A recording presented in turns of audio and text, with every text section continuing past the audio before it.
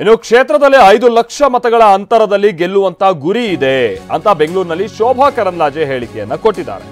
ಶೋಭಾ ಕರಂದ್ಲಾಜೆ ಅವರು ಕಳೆದ ಬಾರಿ ಅವರು ಉಡುಪಿ ಚಿಕ್ಕಮಗಳೂರು ಕ್ಷೇತ್ರವನ್ನ ಪ್ರತಿನಿಧಿಸಿ ಗೆದ್ದಿದ್ರು. ಆದರೆ ಈ ಬಾರಿ ಅವರು ಬೆಂಗಳೂರು ನಾರ್ತ್ ನಿಂದ ಕಂಟೆಸ್ಟ್ ಮಾಡ್ತಾ ಇದ್ದಾರೆ. ಕ್ಷೇತ್ರದಲ್ಲಿ ಪ್ರಚಾರ ತುಂಬಾ ಚೆನ್ನಾಗಿ ನಡೀತಾ ಇದೆ. ಬಿಜೆಪಿ ಕಾರ್ಯಕರ್ತರಲ್ಲಿ ಉತ್ಸಾಹ ಹೆಚ್ಚಾಗಿದೆ. ಚಿಕ್ಕಮಗಳೂರು ಉಡುಪಿ ಚಿಕ್ಕ ಕ್ಷೇತ್ರ, ಅಲ್ಲೇ ನಾನು ಹೆಚ್ಚು ಮತವನ್ನ ಪಡೆದಿದ್ದೆ. 3.5 ಲಕ್ಷ ಮತಗಳ ಅಂತರದಲ್ಲಿ ಅಂತ ಕ್ಷೇತ್ರದಲ್ಲೇ ನಾನು ಗೆದ್ದಿದ್ದೀನಿ. ಇದು ಬೆಂಗಳೂರು ಉತ್ತರ ಇದೆಯಲ್ಲ, ಇದು ಬಹಳ ದೊಡ್ಡ ಕ್ಷೇತ್ರ. ಇಲ್ಲೂ ಅಲ್ಲಿಗಿಂತ ಹೆಚ್ಚು ಅಂತರದಲ್ಲಿ ನಾನು ಗೆಲ್ತೀನಿ ಅಂತ ವಿಶ್ವಾಸವನ್ನ ವ್ಯಕ್ತಪಡಿಸಿದ್ದಾರೆ ಶೋಭಾ ಕರಂದ್ಲಾಜೆ ಅವರು. ಮೇಡಮ್, ಹೇಗೆ ಪ್ರಚಾರ ಕಾರ್ಯ ಹೇಗೆ ನಡೀತಾ ಇದೆ? ಈಗ ಪ್ರಚಾರ ತುಂಬಾ ಚೆನ್ನಾಗಿ ನಡೀತಾ ಇದೆ. ನಮ್ಮ ಕಾರ್ಯಕರ್ತರು ಉತ್ಸುಕರಾಗಿದ್ದಾರೆ. ಭಾರತೀಯ ಜನತಾ ಪಾರ್ಟಿಯನ್ನ ಗೆಲ್ಲಿಸಬೇಕು, ಭಾರತೀಯ ಜನತಾ ಪಾರ್ಟಿ ಕೆಲಸ ಮಾಡಬೇಕನ್ನುವಂತ ಉತ್ಸಾಹದಿಂದ ನಮ್ಮ ಕಾರ್ಯಕರ್ತರಿದ್ದಾರೆ.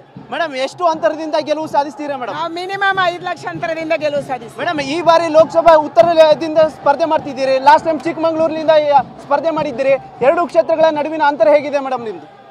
ಅತ್ಯಂತ ಚಿಕ್ಕ ಕ್ಷೇತ್ರ ಅಂದ್ರೆ ಅದು ಉಡುಪಿ ಚಿಕ್ಕಮಗಳೂರು ಕ್ಷೇತ್ರ, 15 ಲಕ್ಷ ವೋಟರ್ಸಿದ್ದಾರೆ. ಅತ್ಯಂತ ದೊಡ್ಡ ಕ್ಷೇತ್ರ ಅಂದ್ರೆ ಅದು ಬೆಂಗಳೂರು ಉತ್ತರ ಕ್ಷೇತ್ರ. ಎರಡೂ ನಮ್ದು ರೆಕಾರ್ಡ್ ಇದೆ. ಕಳೆದ ಬಾರಿ ಅತ್ಯಂತ ಚಿಕ್ಕ ಕ್ಷೇತ್ರದಲ್ಲಿ 3.5 ಲಕ್ಷ ಅಂತರದಲ್ಲಿ ನಾನು ಗೆದ್ದಿದ್ದೆ.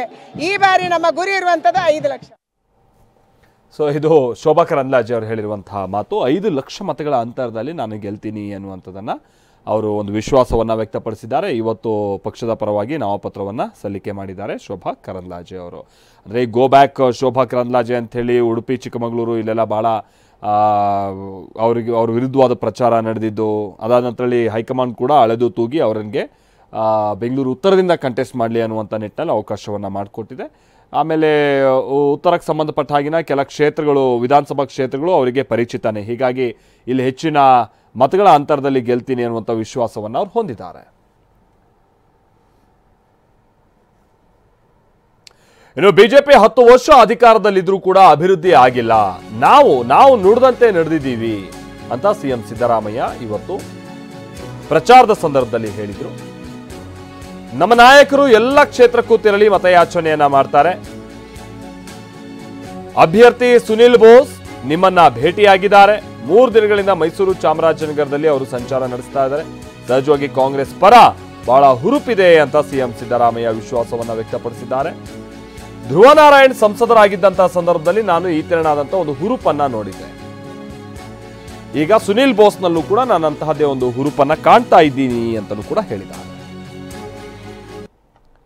ಬಿಜೆಪಿ ಸರ್ಕಾರ 10 ವರ್ಷಗಳ ಕಾಲ ಕೇಂದ್ರದಲ್ಲಿದ್ದರೂ ಕೂಡ ಅವರು ಕೊಟ್ಟ ಮಾತಂತೆ ನಡ್ಕೊಂಡಿಲ್ಲ. ನರೇಂದ್ರ ಮೋದಿ ಅವರು ಈ ದೇಶದ ಜನರಿಗೆ ಸುಳ್ಳನ್ನ ಹೇಳಿ ಈ ದೇಶದ ಜನರಿಗೆ ಮೋಸವನ್ನ ಮಾಡಿದ್ದಾರೆ. ಆದರೆ ನಾವು ನುಡಿದಂತೆ ನಡೆದಿದ್ದೇವೆ.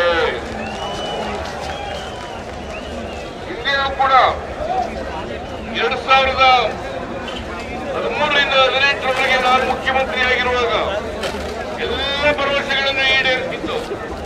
ಅದೇ ರೀತಿ 5 ಗ್ಯಾರಂಟಿಗಳನ್ನು ಕೂಡ ಈಗ ಅಧಿಕಾರಕ್ಕೆ ಬಂದು 9 ತಿಂಗಳಲ್ಲಿ ಎಲ್ಲರನ್ನು ಕೂಡ ಜಾರಿ ಮಾಡಿದ್ದೇವೆ.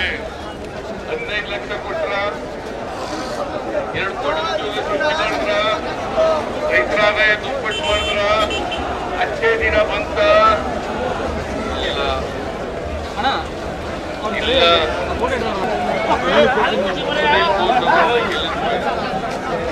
3 ಲಕ್ಷ ಮತಗಳ ಅಂತರದಿಂದ ಗೆಲ್ಲಿಸಬೇಕು. 3 ಲಕ್ಷ ಮತಗಳ ಅಂತರದಿಂದ ಗೆಲ್ಲಿಸಬೇಕು. ಇದೆಲ್ಲ ನೀವು ಇಷ್ಟೊಂದು ಬಿಸಿಲಲ್ಲಿ ಕೂಡ ನಿಂತಿದ್ದ ನೋಡಿದ್ರೆ ನಮ್ಮ ಗೆಲುವು 100 ಗ್ಯಾರಂಟಿ.